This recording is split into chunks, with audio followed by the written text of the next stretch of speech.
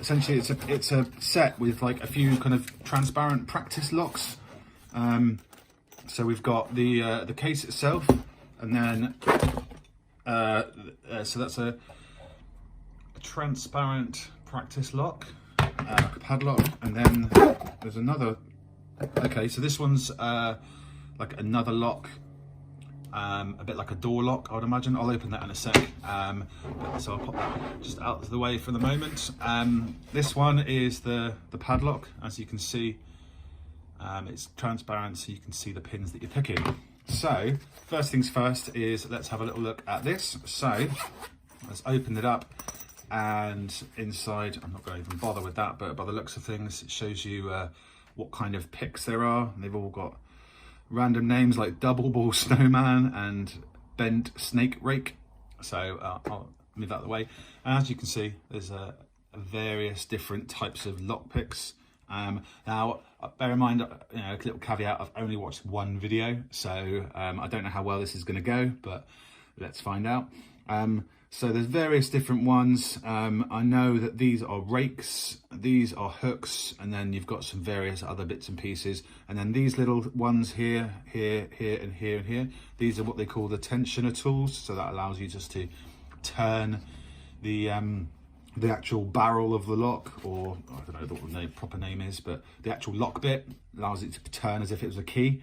So what I'll do is essentially just pick the first one. I know that this one here is called a city rake. The reason being is because the idea is that the little spikes look like the skyline of a city, so that's why it's called that. So what I'm going to do is I'm just going to do the padlock and just get in this. Okay, there we go. So we've got the padlock, and as you can see, it's see-through, so you can see the pins, and obviously all the pins are held in by springs. So the idea is just to fiddle around. But we also have the keys. I'm just going to test, because padlocks don't always open both ways, and obviously because I'm left-handed, it's a little bit difficult. So I have to turn it clockwise in order to open it. So I'm going to have a go. Okay, so let's just move that out of the way for the moment. So the idea is that you use this little thin tool here, and that goes in the bottom of this barrel, and then basically, because I need to turn it clockwise, I need to put pressure on upwards to clockwise, so that you can see that the key is ever so slightly turning. So what I'm going to actually do, because I'm left-handed, I'm going to put it this way into the key, and I'm going to hold it and press down to provide a bit of tension. You can see there's a bit of flex there. So what I'm going to do, as you see, this is fully locked. I'm going to try and get in. So if I don't know the best way to hold, actually no, do you know what, I'll hold it this way, because that way you'll be able to see what I'm doing. So I'm putting a bit of tension. It's a bit fiddly, but the idea is that I've got to go in through here and individually pick each of these little pins to get them above this line, and then by the time I do that, this will be able to just turn like a key. So I'm going to give it a go. I'm 5 minutes in already, so I don't know how long this is going to take, so I might edit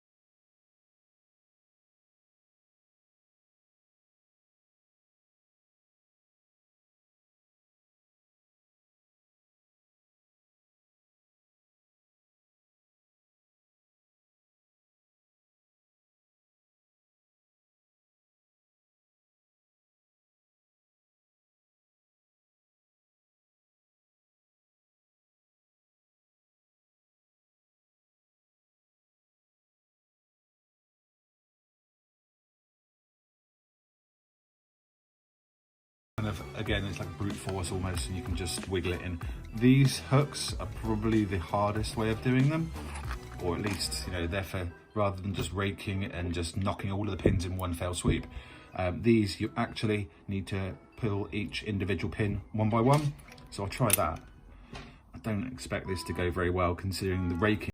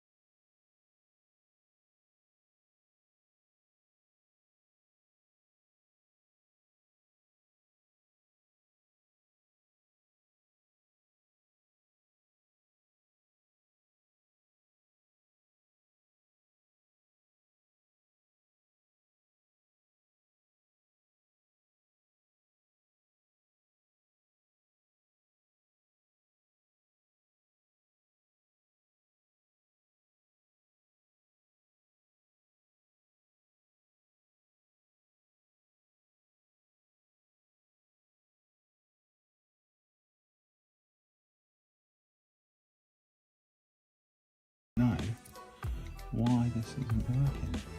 Let's go to the individual pick. Just work out what's what. So 1 goes up, 2 is up, 3 is the one. There we go. So it's 3. There we go. 3's up, and then oh, that's cool. Right, let's try. Right, so we're going again. 1, 2. Oh, sorry, that's 5, and then 4. 3's not doing anything. I think 2's in. 1 done. Happy days. Cool. So all 3 locks done.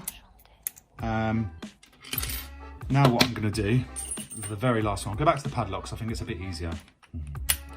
I'm actually going to cover the lock and do it blind. Now I don't know how well this is going to go, and again I'll probably fast forward during these bits.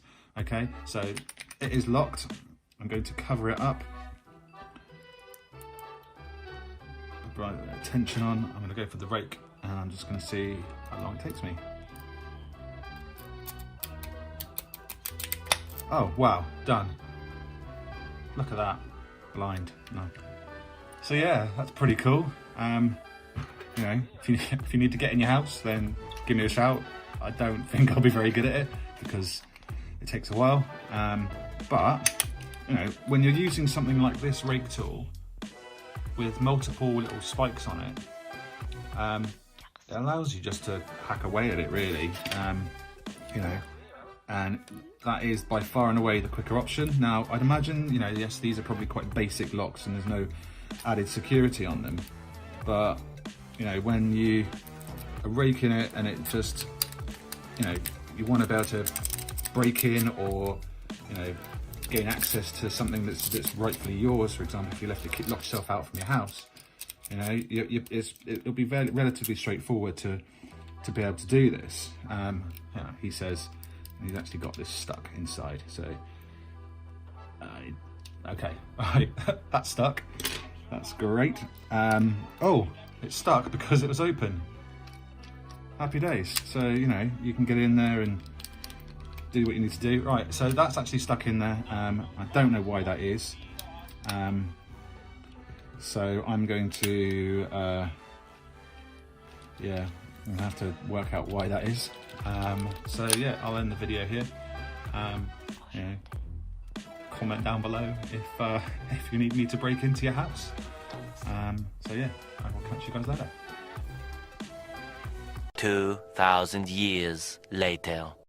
Okay, so very quickly, this did get stuck in, but all I did was just pop that in and give it a wiggle and then it came out. So all good, nothing wrong with it.